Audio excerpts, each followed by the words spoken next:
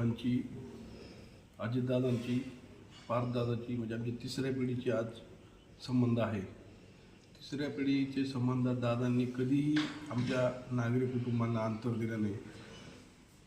किचनपर्यंत जाणारा मी त्यांच्या एक सदस्य होतो आणि नाशिकला दादा येणार असले तर मला कोणाच्या मार्फत तरी फोन करायची का मी नाशिक येणार आहे, तिथं तू थांब.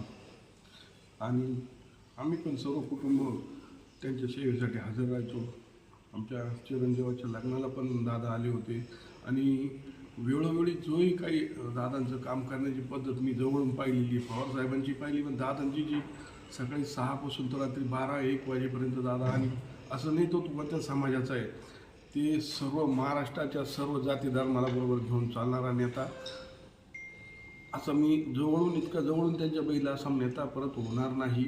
महाराष्ट्राची जी जडणघडण ज्यांनी केली, पवारसाहेबांनी केली, दादांनी केली, पण जे लोक सगळ्या समाजाचे बरोबर घेऊन ते चालले ना, असा नेता घडायला खूप वेळ लागतो.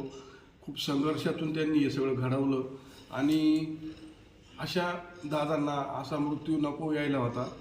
पण काय जो आवडे सगळ्यांना तोच आवडे देवाला, अशाच म्हणीप्रमाणे आपण आता ते सहन करतोय.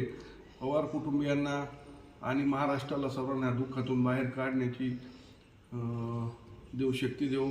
आणि दादांना आता आपण देऊ शकत नाही अशा श्रद्धांजली ती देण्याची वेळ आलेली आहे. त्यांना देव परत जन्म देवो ह्या महाराष्ट्र विषयावर. अशी काय आठवण आहे तुमच्या दादांच्या? तुम्ही 4 दिवस बारामतीमध्ये सुद्धा होते. दादांची अनेक महत्त्वाचे कामं सुद्धा तुम्ही बघितले.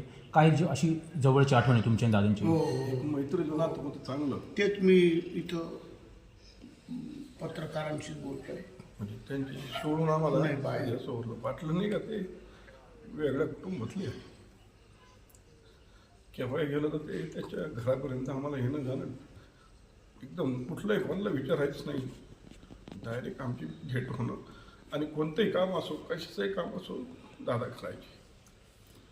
शेवटचं दादांबरोबर तुमची कधी भेट झाली असेल, बोलणं झालं असेल, काय सांगणार तो अनुभव? 3-4 महिन्यापूर्वी मुंबईत त्यांच्या निवासस्थानी बोलवलं होतं, भेट झाली. एक कामानिमित्त गेलो. तुम्ही काय काय चाललंय, कोण आमदार काय करताय, कोण मंत्री काय करताय, नाशिकची सगळे अशी विचारपूस त्यांनी ती करायची. कधी रात्रीचे दिवसा कधी फोन करायचे आणि का रे तो आमदार काय करतोय, तो खासदार, तो मंत्री काय करतोय, त्यांचं काय चाललंय, त्यांचे म्हणजे ती माहिती ते घेत राहायचे कंटिन्यू. असे दादा पुन्हा होणे नाही एवढंच सांगतो.